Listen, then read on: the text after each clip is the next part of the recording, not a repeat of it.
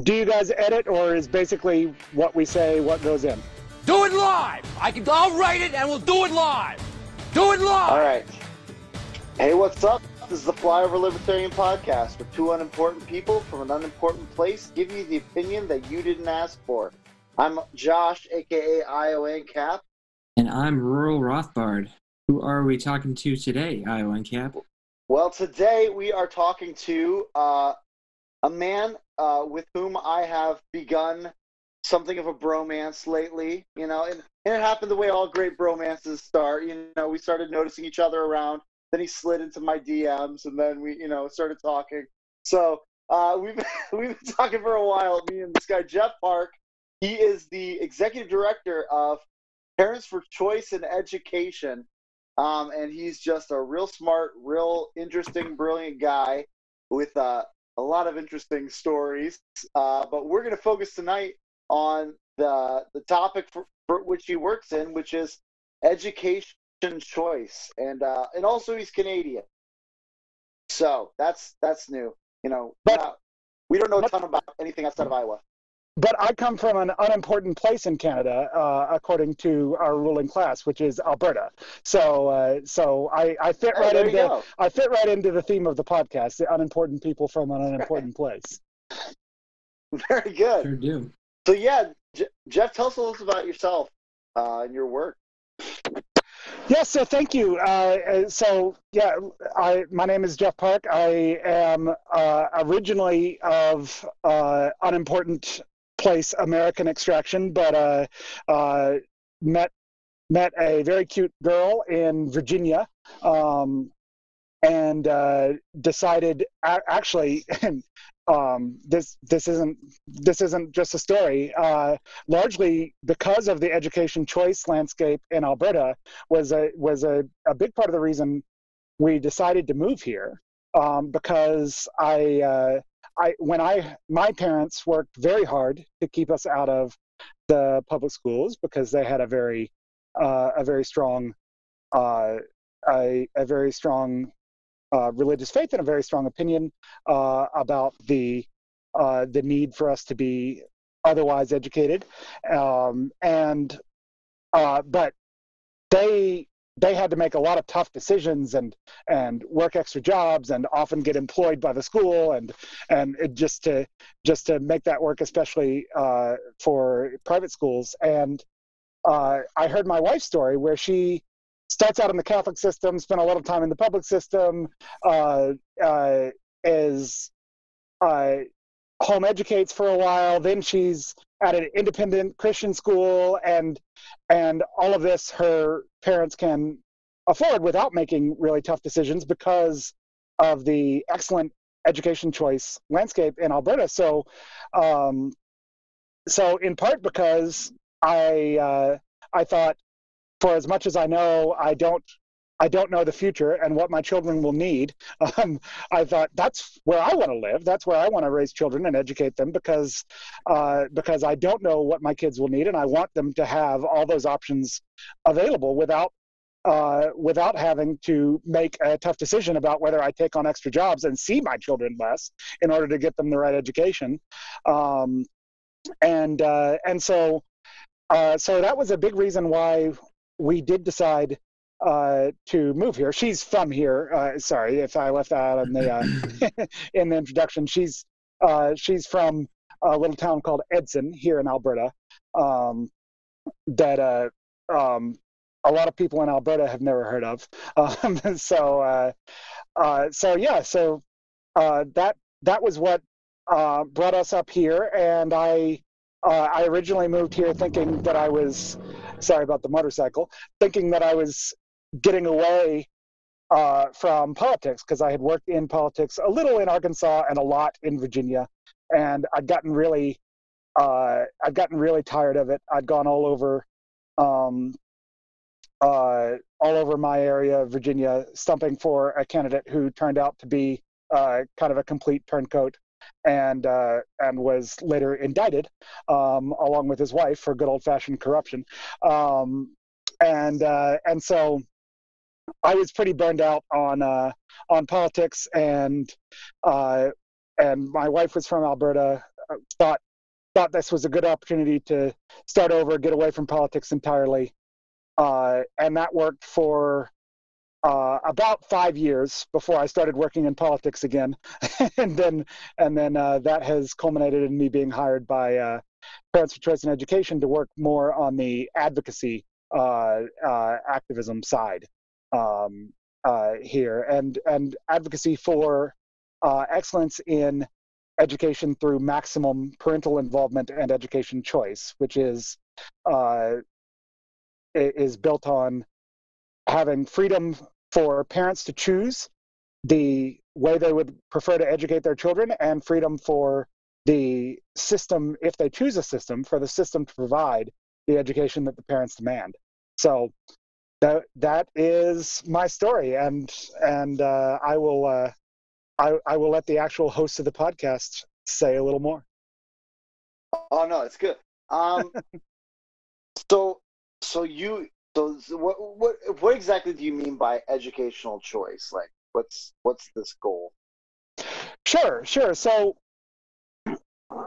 I can give a more geared at a libertarian audience pitch. I can circle back around.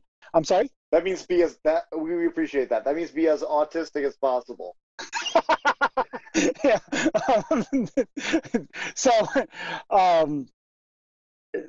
So the idea that for nutrition or healthcare, even in Canada, or all these other things that are so important to the health and welfare of us and our children, that we would have the choice of grocery stores, the choice of medicines, largely the choice of nutritional supplements, the choice of doctors. I can clarify for an American audience that you can choose your doctor in Canada. You can't choose whether to pay for other people's doctors, but you can choose your doctor. And so if in all these areas, which can be quite complicated, I mean, what changes more than nutrition? All these other areas that can be quite complicated. If even places like Canada, and we can have the discussion about the relative freedom between America and Canada if you really want to go there. But if even places like Canada allow you the freedom to choose even complicated issues like nutrition, then why not in education? Which, if we've decided that even if healthcare and nutrition and buying food for your family, even if those can be incredibly complicated, but individual families are the experts on what sort of healthcare, what sort of nutrition their family needs, so that we're going to trust them to make their decisions about where to shop, so to speak, for healthcare, for nutrition. Then why can't we trust individual families where to go for their education choices? And so that's what we're about, is basically removing that sort of statist stigma. That's an interesting. I'll try to say that 10 times fast. But anyway, that's kind of what we're all about, is removing that statist stigma that surrounds education, and really working towards seeing more liberty for parents, for families, for students to make the choices that the real experts on the education needs of their family, that they need. So in Alberta, that looks like a 100% fully funded public system, like everywhere else, but also a 100% fully funded Catholic system, with an elected school board, mostly run like the public system, but allowed to specifically inculcate Catholic values. You have a 100% fully funded Francophone system for people who want to have their children brought up with the French language. You have Alberta is the only place in Canada with 100% funded charter schools, which are, when I say 100% funded in that sense, it is the per student funding, the funding that actually does follow the student from system to system.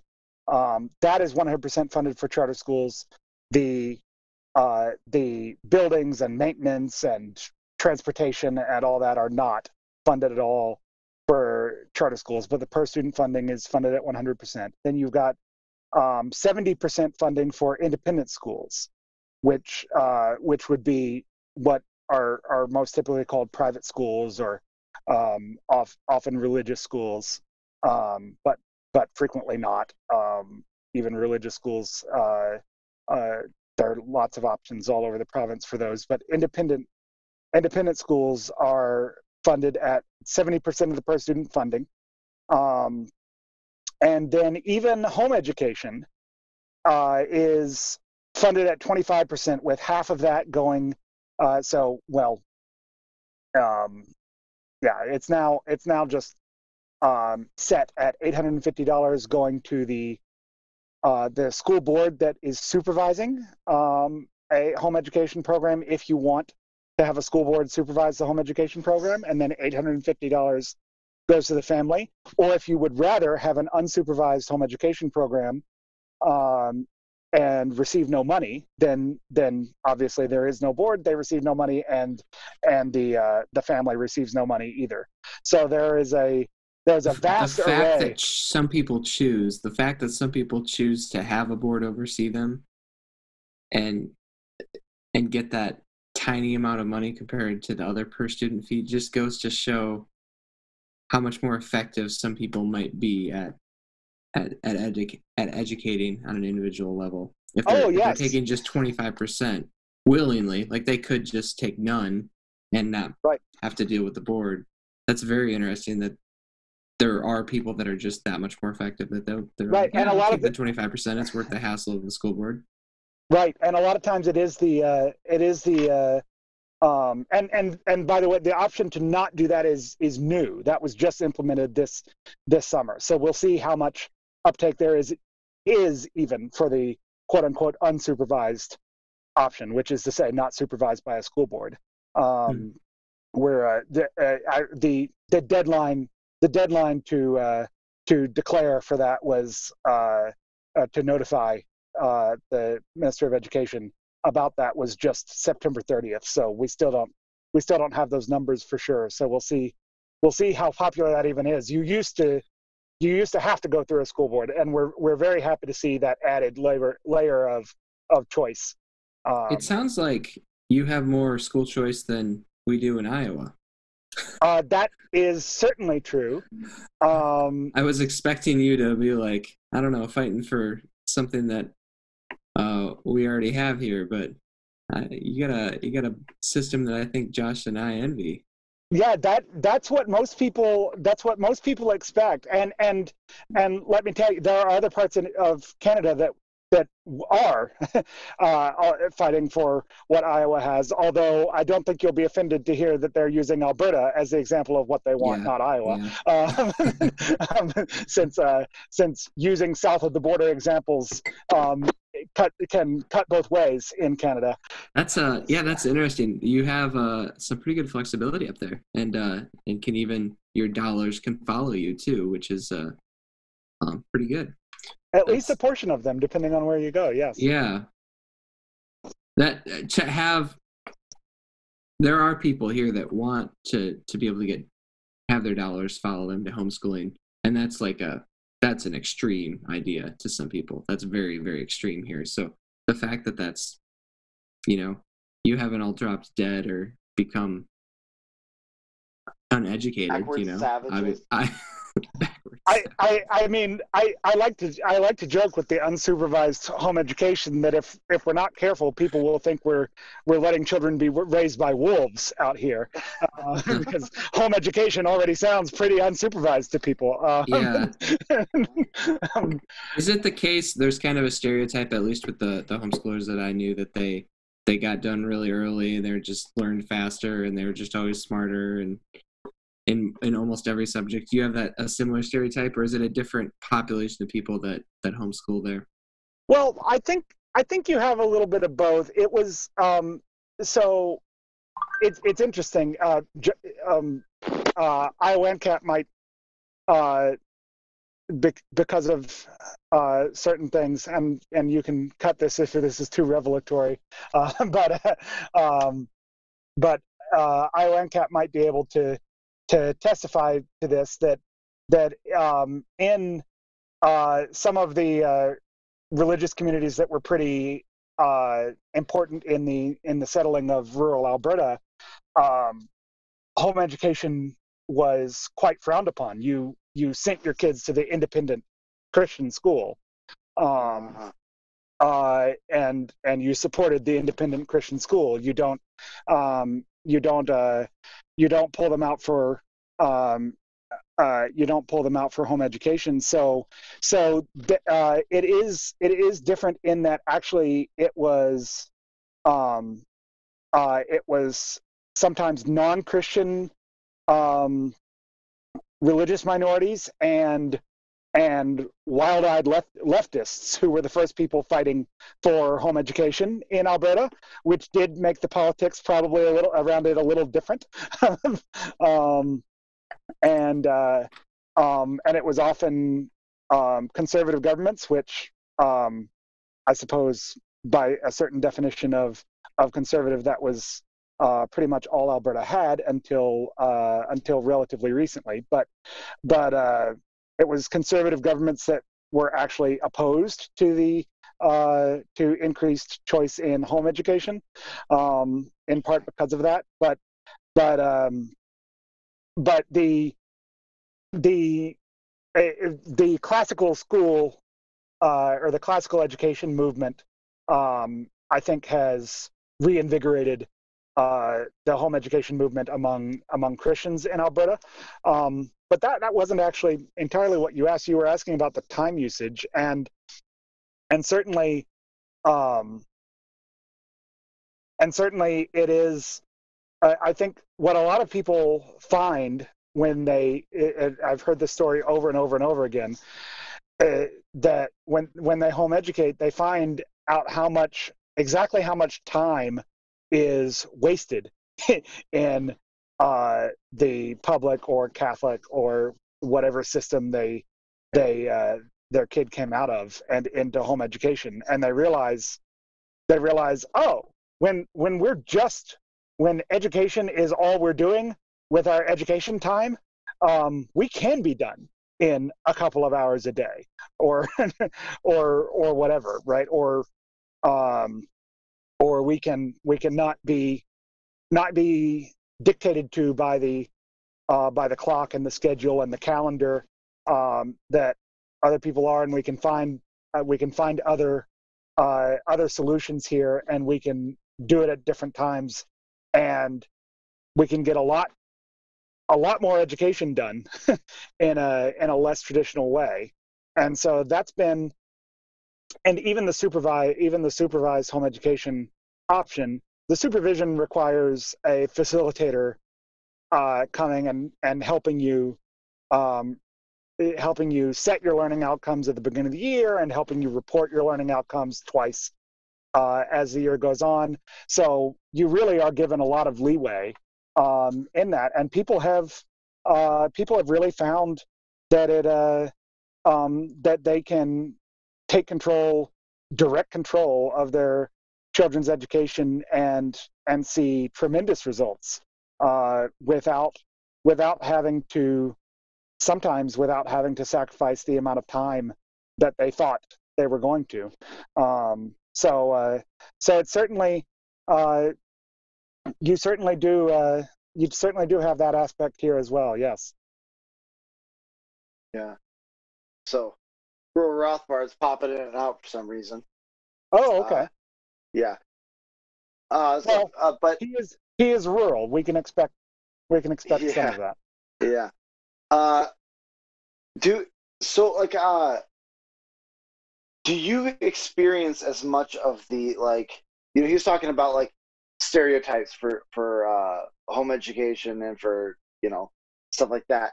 Do you have the same sort of like general stereotypes about home education, homeschooling as we do? Like the whole, like, they won't be socialized. Do you have to deal with those sort of things? Oh yes, of course. And I would say, as much freedom as Alberta provides here, until this year, home education was, I believe, 1.9% of Alberta students. So there are plenty of U.S. states where, frankly, probably it probably has to do with the public system being bad enough that the level of home education is higher than that.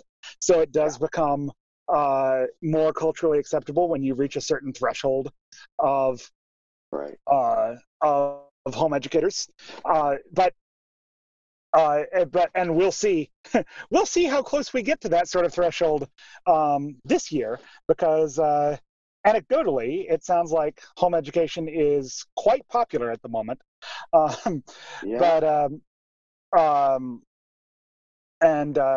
Again, we'll start to get official counts relatively soon, and that I'll be quite interested to see those.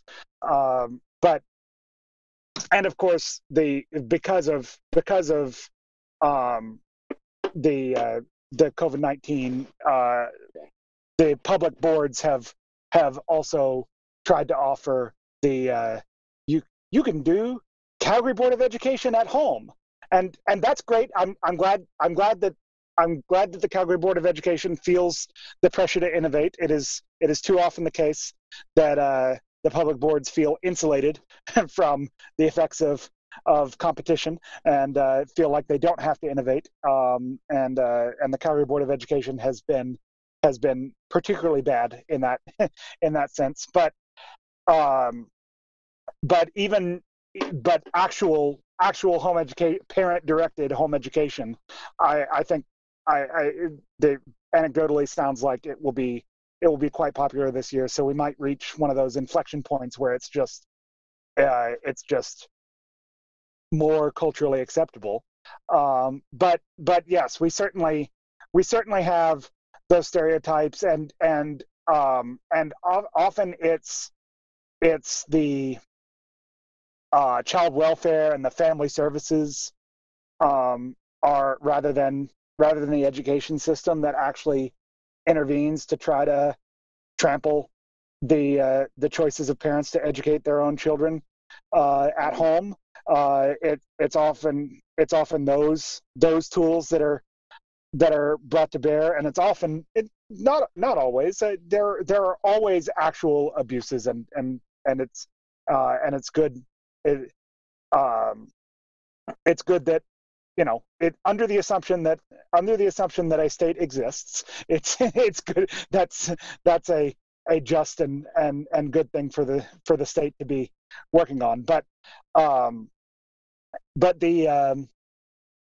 it is often abusively, that power is often abusively wielded against home educating families, just because of the stereotypes and because of the faulty cultural assumptions that people bring about what home education is really all about, when really what it's all about is the parent taking direct control of education. So it's really the most natural thing in the world. I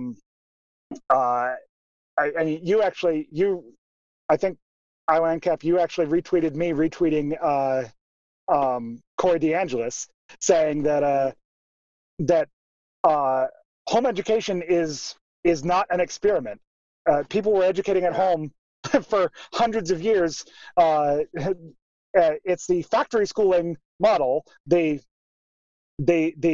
Prussian Prussian factory widget making model that is the experiment, and that experiment's in big trouble. And certainly we've seen, and one of the great things about the level of choice that is available in Alberta is we've seen even some of the most hidebound, like the Edmonton public system, has innovated greatly away from that Prussian widget factory model in the way that they educate, because they feel the pressure of the Catholic system, of the charter system, of independent schools, of home education. So that's the real, because like everywhere else, 90-some-odd% of people are going to go to the fully leaded, run by the government, run by an elected school board schools. So we really want to maximize really one of the main things that education choice does is it gives, it's often true that people struggle to see the light until they feel the heat. and so until they feel the heat of those students leaving and their dollars leaving with them, and I'm almost more interested, for this reason, I'm almost more interested in the dollars leaving the school the student leaves than I am the dollars going to the system that the student goes to, because when they feel that pressure, that's when they feel the pressure to innovate, and when they move away from this this model that does fail a lot of children. And so, in Alberta, we have never had the sort of abysmal situations that some U.S. states can find themselves in because of lack of choice, because of that lack of pressure. They find themselves in an abysmal situation where hey, 80% of our kids graduate reading at a grade 8 or an 8th grade for the American audience, which I assume is most of them. 80% of our students graduate from high school reading at a grade 8 level or an 8th grade level. We're getting it with 80% of them. Yeah, if you set the bar low enough, you can get there. But what choice does is it forces the bar higher. It doesn't matter what a bureaucrat says counts as success. Parents get to decide what counts as success. They get to take their kids where they think their kids will succeed, and the dollars, at least mostly, follow them.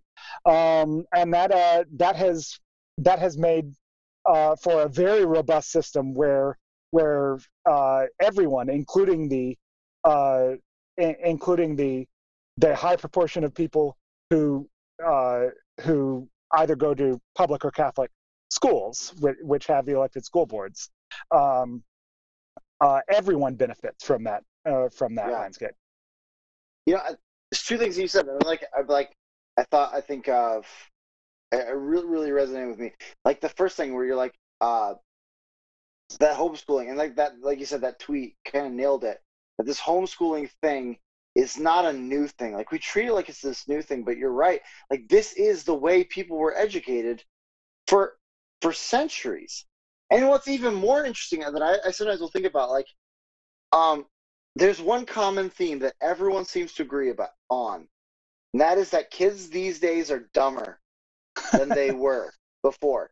And we're like, there seems to be this constant slide of intellect that, like, people are less capable of reading the great books of history. They're less capable of thinking. They're less capable of just generally using their brains. And yet we have to keep doing this thing that seems to be failing our children so much. Like, if we stop doing this, people will stop learning. Like, right. Whereas you look back to this you look back and, like, all these great intellectuals in history, and none of them were in an education system like we have.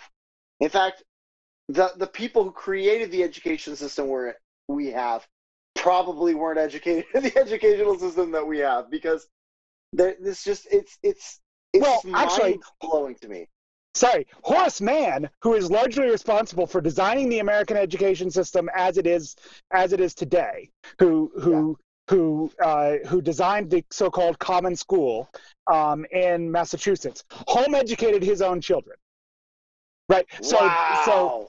So the hypocrisy that the elites have practiced, where they will exercise choice for their own family, but try to diminish the choices for everyone else. That goes back to the very beginning of education in the United States and in Canada. We have the Ontario public education system, which a man by the name of Egerton Ryerson tried very hard to make the only system. Thankfully, people looked at the example of the United States and went, "Oh, we don't think we want one monopolistic system that forces our kids into nice, vaguely Protestant little widgets. We think we want Francophone schools and Catholic schools, but in his attempts to design the Canada's education system, he said that of course, for the really good Protestants, the really smart Protestants, the English-speaking, exceedingly articulate and patriotic, good English-speaking Protestant people who had this by this point this vague veneer of Protestant religion, which was acceptable in the elite classes in Canada, that they, of course, would be allowed to teach their own children, as he did. But it needed to be compulsory for everyone else, because you can't trust the French, which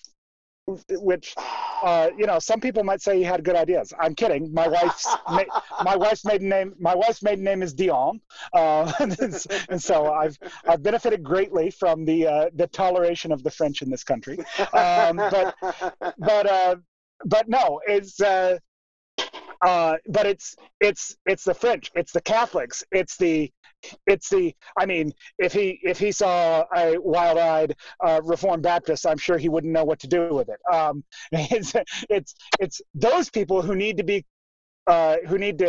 compelled to send their kids into the vaguely Protestant widget factory. And by the by, it is not a coincidence then that Egerton Ryerson, is now being canceled because he was an architect of Canada's residential school system, where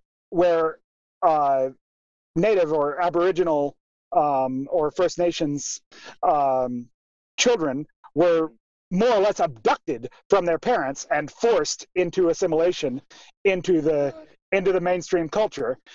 So he's currently being canceled and having his statues toppled and his name taken off of buildings and such because of that. It's no accident. Look at the system he tried to design for everyone else. And are you surprised that that's what he did with the quote unquote savages?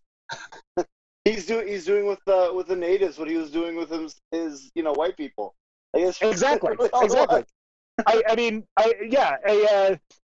A Baptist is really only a matter of degree more savage than an Indian, as he would have called them, would have been. So those are really only matters of degree. I would say, as a Baptist, maybe more.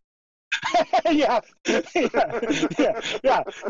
It's. I mean, he's not wrong. It's just he's not. His analysis is not off. Just the solution. But that's what's so fascinating about the whole claim of they won't get educated if you homeschool them. And I'll say this: there's a point to which you have to say Well, you know what? Some people may not get as good of education in a homeschooling situation. And that's why you do say like, or like some parents may not be as prepared. That's why I think this whole idea of school choice, like really is like you're saying, your educational choice is so important. Like it, for one thing, it serves the consumer more to have more choices. We see this always in all other areas. Like the more choices a person has, the more they can choose between varying options and within their various subjective values, right? Like in some areas, I may want something like I don't need to buy Tom Woods' Harry's razors because I don't shave that often. For me, a cheap razor that I use about once a year is enough. But for others who do shave more regularly, they're going to want to spend a little more on their razor and get a better outcome. Like there's some people with various degrees of things that they value. Like maybe a more working class blue collar family isn't going to find mental education as important for their child, so they're going to send them to tech school, or maybe they're going to homeschool them and spend more time teaching them how to do things. But always more choice will provide better options. And like you said, like there's a degree to which the public school system benefits from the fact that they have to compete for our students. Like you said, like they have to be more innovative when they find out there's another option. Like I remember even like when I was living in a city, up in Sioux Falls, South Dakota, there was like within the public school there were options, and yet these options were still all taking from the same common the same common bank, and so it wasn't as much of a competition. Whereas when like there's a I forget what the kind of school they're called. It starts with an M. But there was a magnet school. That might have been it. But another different kind of school came in, and that actually provides actual. Or a Montessori, is that where you? Yeah, Montessori. That was Montessori. The one. Yeah, that provides actual competition. Like there's a whole different school involved, and then the public school has to up its game in order to keep the students. Otherwise, they're all going to jump over to this other school. And yeah. Right. And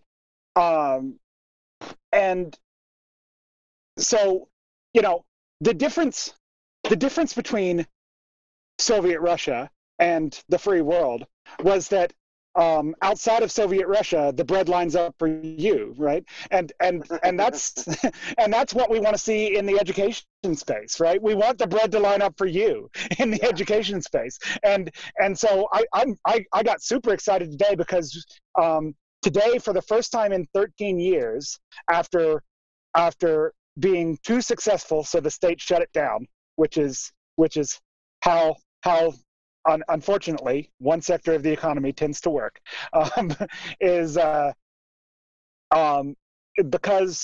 charters came in as such a screaming success. For 13 years, we've had, since charters were brought in Alberta, and Alberta is the only place in Canada with charter schools, and so that was a big swing, and so respect to the government of the day that brought them in, but they brought them in with a cap on the number, so, because they might be too wildly successful and too many people might want to go to them, and that might cause too much change too fast. So it's totally defensible. Made it easier to pass. Fine. Pass the bill you can pass, come back, tweak it later. Yeah. But because of that, for 13 years, we've not had a charter application as an approved charter application in Alberta. And fortunately, when the most recent government came into power, they came into power on a platform of parental authority and education choice, and so they, in fact, I have a story about exactly how true that was, if we can circle back. so they came in on that platform. So they lifted, one of the first things they did was that they lifted the cap on the number of charter schools. And then this year with the Choice in Education Act, which well-named act, I'll give them that, they also lifted some of the regulations on the hoops that charters have to jump through to apply. Basically, you had to get permission from the local public school board in order to open up a charter, which is a little bit like asking Subway if you can open a sandwich shop near them. But anyway, so they did those two things. And so finally, for the first time in 13 years, we had a new charter application in Alberta approved. News came out today. And it's focusing, it's a unique teaching method focusing on agriculture and stewardship. I think environmental stewardship, fiscal stewardship, all of the above, and it's opening outside of the two big cities in Alberta, which have dominated the access to charters. So it's opening in a dinky little town that lost their public school, and this is how they got it back was with this charter school application. So it's an amazing story, and this is the world libertarians want. Right? Is where you can have, and the beautiful thing about it is that for all the obvious things that a central planner might realize might be useful in the education system, it still could fail. And what that would mean is that it would not receive any money, which is a shocking concept in the education system, but it's true. Sometimes when things fail, they cannot receive money instead of having more and more and more money shoved down their gullets. I know, it's incredible. and that'll never work. So one of the best things about this is it doesn't matter. Some Politburo central planner doesn't have to decide whether this school is successful or not. Families can decide if it's successful by sending their kids there or not, and that's how it gets funded. And that is the future that libertarians want. I've noticed the state monopoly on schools in my area has caused a lot of inequality because of mid or high income families move to the suburbs for better schools, concentrating poorly performing students in schools with fewer resources. Does education choice help fight against that? And do you see that trend too? Right, absolutely. So one of the sort of horrors of the American education system, which Canada has not entirely escaped, but is not identical, is that you have these school district lines that are drawn, and you are residentially assigned to a particular school. A lot of Canadians don't realize that that's actually true here as well. A lot of rural Canadians do, because the closest school is 3 towns away, and they know that it's the one they have to go to. But a lot of Canadians who live in big cities, which is more Canada's more urban than the U.S. But a lot of Canadians who live in big cities don't realize that they're residentially assigned. You're kind of automatically residentially assigned, and you're just not forced to go to that school. But in the U.S., you frequently are. And sorry, I shouldn't say Canadians. I should say Albertans, because I work in Alberta. I don't know the system elsewhere. But so the issue is that in the U.S., so frequently those lines just so happen to be the red lines that the wonderful heroic President FDR drew around I think it was called the Community Reinvestment Act, where there were certain but I could have that wrong, because it's American politics, which is no longer what I'm paid to concern myself with. But it was in the New Deal.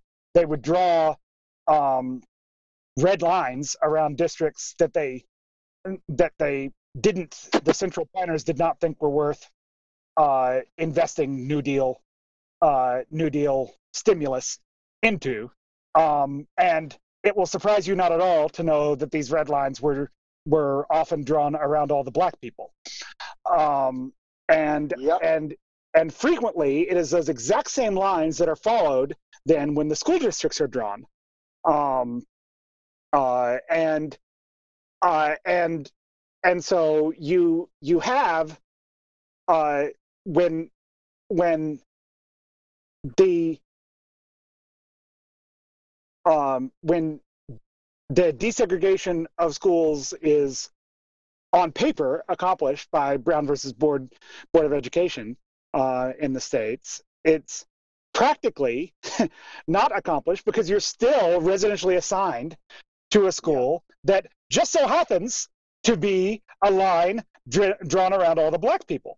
And so hurrah, good for you with your desegregation there. But it doesn't have to be racial. Obviously, you draw a line around the poor people, which is often how any sort of it would be hard to come up with a residentially assigned system that doesn't do that. And you're going to end up with roughly similar education outcomes. Obviously, the social outcomes, segregation has horrendous social outcomes that are that should also be avoided for social reasons, not just education outcome reasons. But you'll get the same education outcomes just by drawing a line around all the poor people, regardless of their skin color. And that is too often what has happened. And Alberta has not been immune from this. It's simply that in Alberta, you often can go, if they have room, you can go to a school that you are not assigned to. And so that takes a lot of that downward spiral where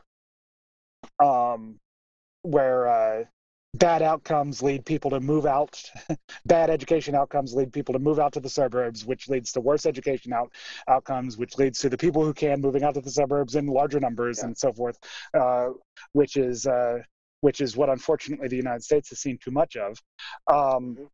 That downward spiral is easier to put a stopper and when you can move across district lines. But what would be even better than just moving across district lines is the district lines not mattering at all, because you can go to a school of choice. So my oldest daughter is in a Christian school, even though probably most of my children will probably be home educated. You not only do you never know what's best because of the parents, like you said, but sometimes it's just the kid. And my daughter listens a lot better when an adult other than me or her mom is telling her to do something than she does. So which is not surprising because she's related to me, and that's how I was when I was a kid. My parents can attest. So we drive past, I haven't counted, probably 12 public schools to get, and if you count the Catholic schools and the and everything else, probably more than that, to drive her to the next school. We're in a big city, so they're a lot closer together here, and so why not do that? And actually, this just shows you one other level of choice that's available here. My daughter's Christian school is actually an alternative program of a public school that is actually located in Lethbridge, Alberta, which is about 2.5 hours to our south. So it's a Christian school run as an alternative program out of underneath the supervision of a public school board, and that's where we send her because that's what works for us, and we liked a lot of the social and a lot of the commitments of that, a lot of the social outcomes, and a lot of the commitments of that school, and so that's even better, right? Is you can break out of the paradigm where the lines matter at all, mm-hmm. And just and just have full choice, which again, if my wife and I lived in Arkansas, where I'm from, or Virginia, where we met and originally settled down as a married couple, we would not be able to afford this, right? But mm-hmm. but here, the choice in education is actually accessible to even families like mine, and because it's just so much less of a consideration. And by the way, we can live in a community where we don't have to segregate with other people of our skin color or religion, or we live in a very diverse, very very heavily immigrant settled neighborhood, but we don't even have to worry about, oh, does that mean the schools are bad? Who cares?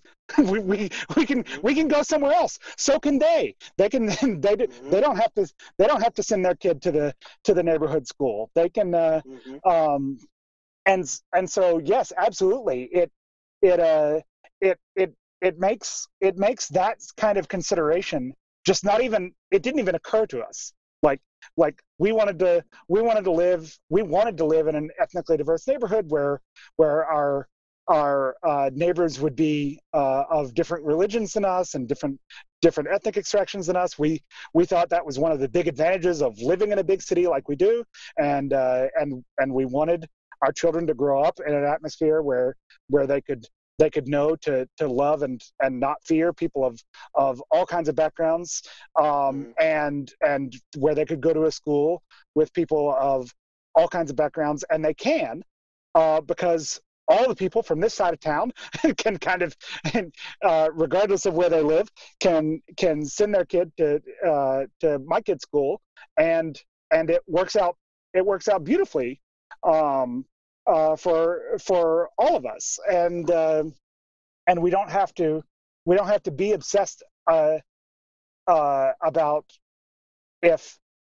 living near people who don't look like us will mean that the education outcomes might be poorer there, or living near people who are in the same income spectrum as us means that our education options are limited. We don't have to concern ourselves with those things because of the robust education choice that we have here, and I just don't understand why that isn't recognized as more of a factor in the hollowing out of American cities, the resegregation essentially of American schools and American cities is because I don't buy the idea that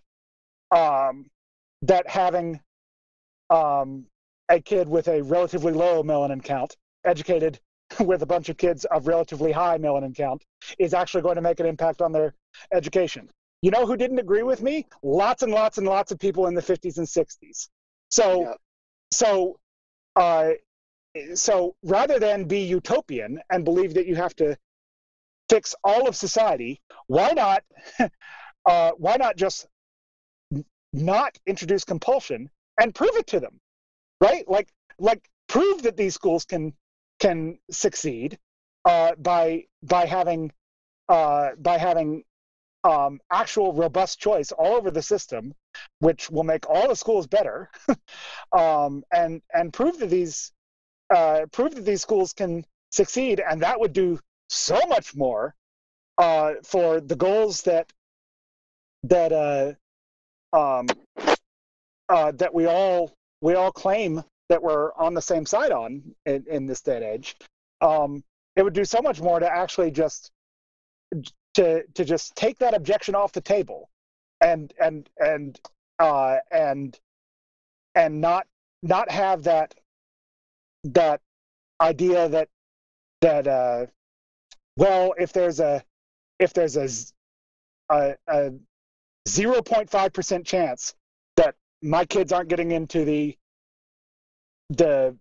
college that I want them to get into because I live in this neighborhood, then I'm moving out, right? Like just take that off the table entirely and see what it does. And I think Alberta has benefited significantly from that. We are about to the end of our time, and so I'm like, we've talked about educational freedom, but we haven't really even got to talk about your job or some of the more fascinating aspects of your life. So I think we're gonna have to do this again sometime. We're gonna have to have you on again sometime. Thanks again for talking to us. Again, we're gonna have to do this again sometime. Yeah, we're gonna draw to an end. Thank you for listening, for all 5 of you listeners.